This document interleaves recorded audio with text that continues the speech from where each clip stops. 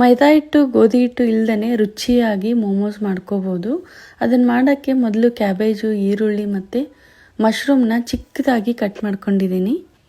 ಒಂದು ಪ್ಯಾನಲ್ಲಿ ಎಣ್ಣೆ ಹಾಕ್ಕೊಂಡು ತರಕಾರಿಗಳನ್ನ ಫ್ರೈ ಮಾಡಿಕೊಂಡು ಉಪ್ಪು, soya sauce, chilli sauce, pepper powder ಮತ್ತು ಚಿಲ್ಲಿ ಫ್ಲೇಕ್ಸು ಹಾಕ್ಕೊಂಡು ಸ್ವಲ್ಪ ಹೊತ್ತು ಫ್ರೈ ಮಾಡ್ಕೋಬೇಕು.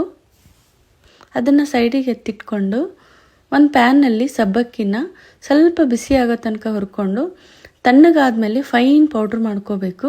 ಅದಕ್ಕೆ 2 ಟೇಬಲ್ ಸ್ಪೂನಷ್ಟು ಕಾರ್ನ್ ಫ್ಲೋರ್ ಹಾಕ್ಕೊಂಡು ಬಿಸಿನೀರಲ್ಲೇ ಹಿಟ್ಟನ್ನು ಕಲಿಸ್ಕೋಬೇಕು.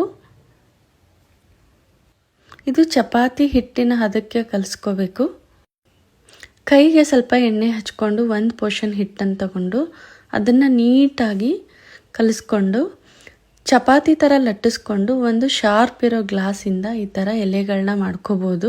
ಇಲ್ಲಾಂದರೆ ಸ್ವಲ್ಪ ಸ್ವಲ್ಪ ಪೋರ್ಷನ್ ಹಿಟ್ಟನ್ನು ತಗೊಂಡು ತೆಳ್ಳಗೆ ಪೂರಿ ಥರ ಲಟ್ಟಿಸ್ಕೊಂಡು ಸ್ಟಫಿಂಗ್ ಏನು ರೆಡಿ ಮಾಡಿರ್ತೀವಲ್ಲ ಅದನ್ನು ಫಿಲ್ ಮಾಡಿಬಿಟ್ಟು ತಣ್ಣೀರಲ್ಲಿ ಕೈ ಎತ್ಕೊಂಡು ಎಡ್ಜಸ್ಸನ್ನು ಪ್ರೆಸ್ ಮಾಡಿ ಕಡುಬು ಶೇಪ್ ಮಾಡಿಕೊಂಡು 15 ನಿಮಿಷ ಬೇಯಿಸ್ಕೋಬೇಕು.